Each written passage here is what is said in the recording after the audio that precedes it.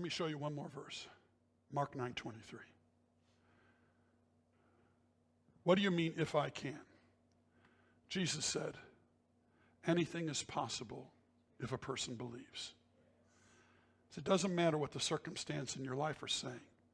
If you believe, everything is possible. Building new hope in your heart. 5 years ago, we had no reason to hope. As our church board sat in that meeting and we realized we had to sell this church property that God had told us 18 years before to go in and possess. And we put that church property up for sale. Down the block from us was a church property that was put up for sale and it had been vacant for 5 years. We didn't probably have 5 months. But you know, within a month,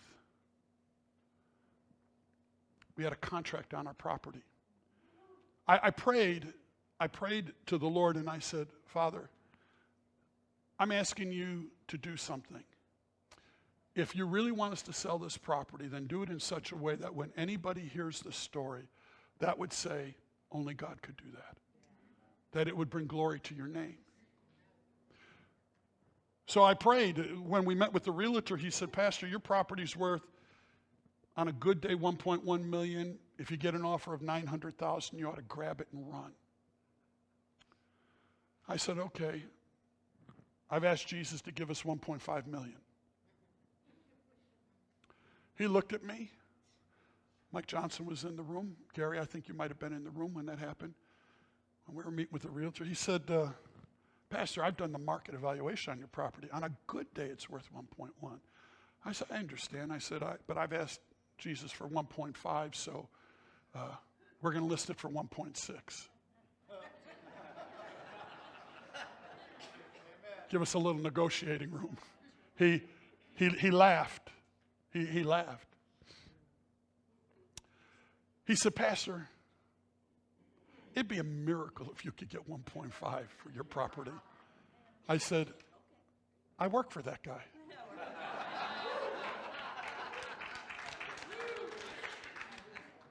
Kathy Schultz is having a conversation with her best friend Penny, whose husband runs the Athenian Academy that was meeting at St. Mark's. Penny says to Kathy, we just put an offer in to buy St. Mark's. Kathy says, oh really? We just listed our church property. Penny says, oh, we love your property, because their kids had participated in Journey to Bethlehem and sports camp. Can I call Alex and tell him your church is for sale? Kathy says, sure, go ahead. So hour later or so, Alex calls me up. Can I come look at your property? I heard it's for sale. I said, yeah, come on down. So him and a couple other guys come down, and me and Mike Johnson walk them through the property. And then after they got done walking through, then the principal of the school and a few teachers show up. And so I take them around and I show them. And we're coming out of my office building, and Alex and his little gang were standing down by the back of the kitchen door of the fellowship hall. And the principal yells out, this is it, Alex. This is it. This is what we want. This is what we need. This is it, Alex. And I felt really good about that, but it doesn't mean anything. Till about 3 days later, and I got a call from our realtor, and he says, I got a really good contract. I said, really? He said, yeah, can I come meet with you? He said, yeah, come on. So he comes down and he brings me a contract, and it was for $1.3 million. I said, counter at 1.5. He said, really? He said, Pastor, this is $200,000 over the market value of your property. I said, I know, but I asked Jesus for 1.5. Why would I settle for 1.3? So he said, all right. So he goes back and he counters at 1.5, and they sign the contract. It gets better. It gets better. Because we wrote in the contract that they would pay our mortgage while we were under contract. We wrote in our contract that they would pay all the closing costs, which, if you do real estate, the buyer doesn't pay the closing costs. The seller pays the closing costs. We put certain other stipulations in the contract, and we're sitting there with my realtor, who is a Christian. And I'm signing the contract, and he said, Pastor, I'm not trying to throw rain on your parade, but I just want you to know it would be a miracle if this contract could get to closing. Because contracts, he said, I've been in the business 30 years, commercial real estate. I've never seen a contract like this. He said, it'd be a miracle if it goes to closing. I said, remember, I work for that guy. So we signed the contract. It took a year. It took a year. Lots of ups and downs, lots of prayer. Many of you were praying us through the ups and the downs of that contract. We're getting close to the end of the year, and I'm telling the board, we need to find a place where we can start the new church. The board did not want to buy a property, and I was in agreement with that because we didn't know if we could get another congregation together. But I just had confidence to know that we were supposed to keep doing what we're doing until Jesus told us to do something different. And so we're looking at retail space, and I was gagging every retail store I walked into because they were crummy little spaces for $5,000 a month with 10 parking spots, and all I could think of is if we end up here, we're going to die. And then we looked at some churches that were up on Keystone. And there were some nice deals up there, but that was too far north. It's too cold up there. I felt like I would need passport and inoculations just to go to church. I'm sorry, Tarpon. That was too far for us. I said, no further than Alderman. No further than Alderman. I had that boundary in my head and my heart, and I knew we were supposed to be Palm Harbor or North Countryside. And so the last property that we looked at was this property. Mark was sitting next to me in the car. The wheels of the car drove onto the property. I turned to Mark and said, this is it, Mark. This is it. This is where we're supposed to be. We walked in. I knew it was where we're supposed to be. Problem was, it was just put up for sale for $1.2 million. And we didn't want to put all our money into buying a property. And so the board said, let's work out a lease option. So we're trying to negotiate this, and we're getting nowhere. And Mike Johnson says to me, if I can get you and that other pastor in the same room together, we'll walk out with a deal. So we arrange a meeting.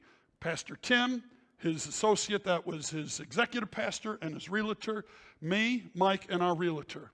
And we're, bantering about and talking about different things. We're trying to negotiate this lease option, and we're getting nowhere. And finally, Pastor Tim says, if you were going to buy, what would your number be? Now, I want you to realize, the board as a whole didn't really want to buy a property.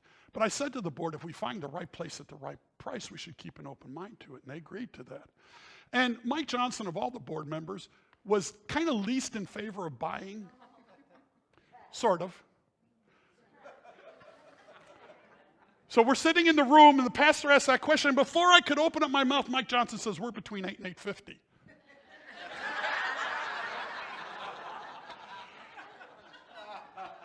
And Pastor Tim says, the property's appraised at $1.2 million.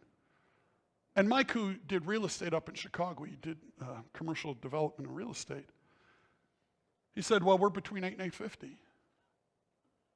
And the pastor says, well, we lowered the price to 1.1 last week. We're between 8 and 850. Pastor Tim says, we had a board meeting last night with our elders, and we really want a church there. We like you guys. We'd like you to be there. So we're willing to sell you the property for $900 plus $50 for all the contents. Mike says, we're between 8 and 850.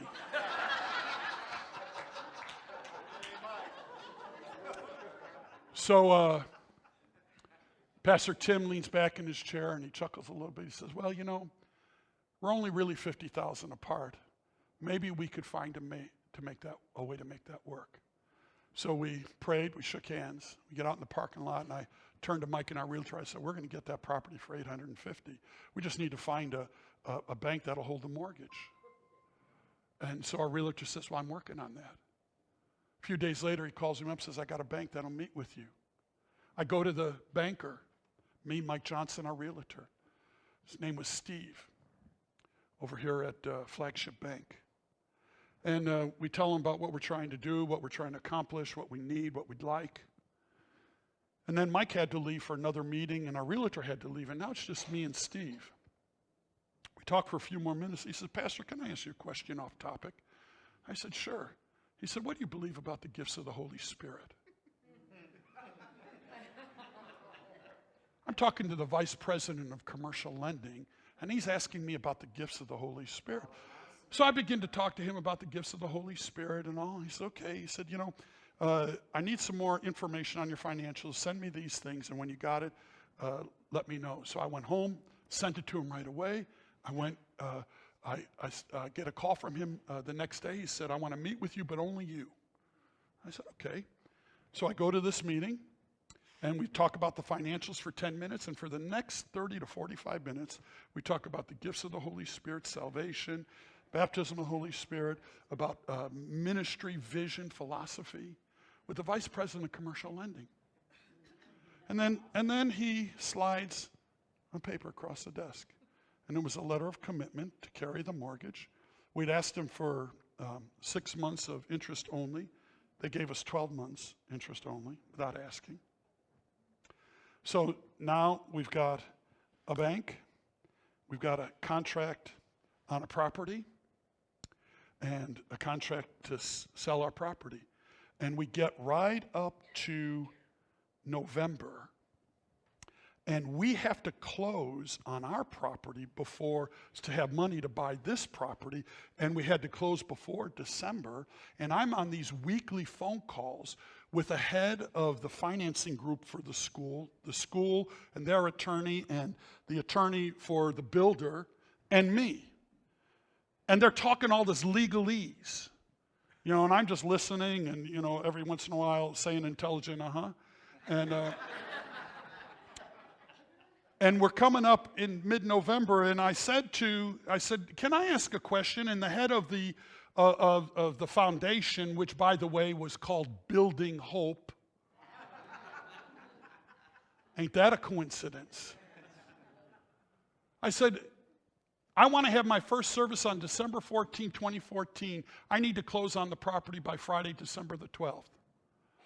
And his attorney, I think his name was Joe. I'm not really sure, but I'll call him Joe for today. And Joe says, and he started hemming and hawing and started giving reasons why that couldn't happen. And the head of the foundation says, I think we need to help the pastor, don't you, Joe? That's called favor. He wasn't asking Joe a question. He was redirecting his thinking. That's right. Resetting his attitude. Joe says, well, I'm not sure. And then the guy says, you know what? I think we need to give Pastor another 24 hours. Let's set closing for December the 11th, Thursday. And he said, Joe, you can make that happen, right? He said, yes, sir, we'll do it.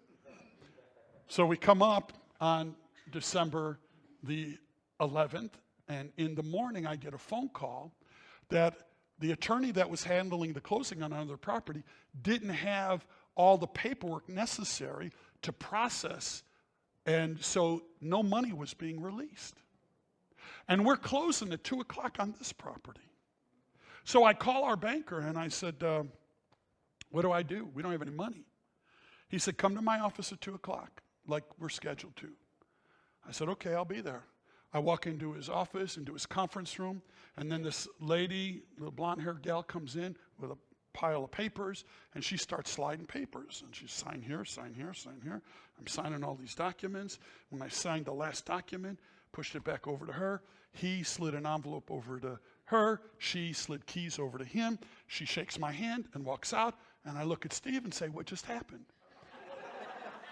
He said, you bought a church. I said, wait a minute. We don't have any money. Listen, I know. The bank covered it.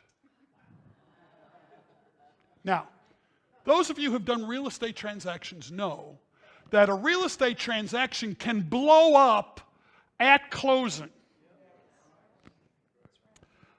The bank covered it? I said, what do you mean the bank covered it? He said, we got you covered. You're going to have money. I'll call you when you got money.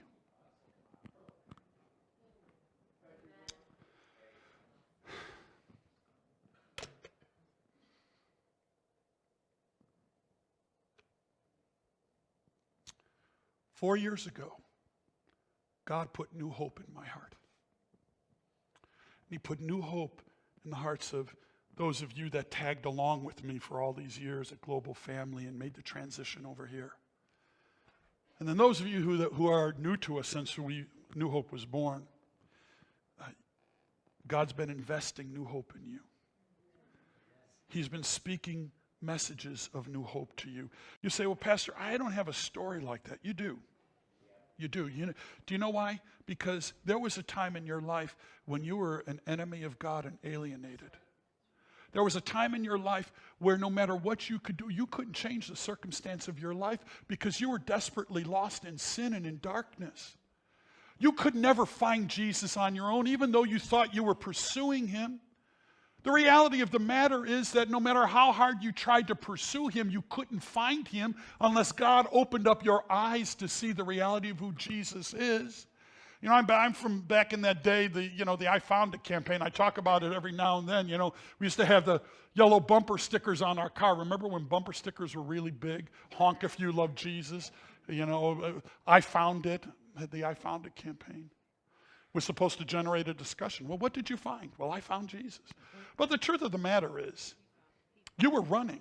That's right. You were running from God. But whether it was in religion, or whether it was in a bar, or whether it was in relationships, or whether it was in the pursuit of wealth and security, you were running as fast as you can. And Jesus was behind you, chasing you. Because somebody was praying for you. And finally, one day, Jesus leapt, tackled you to the ground, flipped you over, grabbed you by the ears, looked you in the eye and said, I love you. And you said, I found him.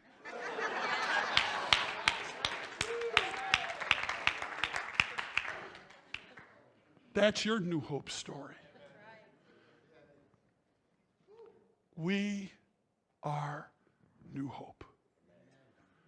We're bringing the message of New Hope to our community and to the nations.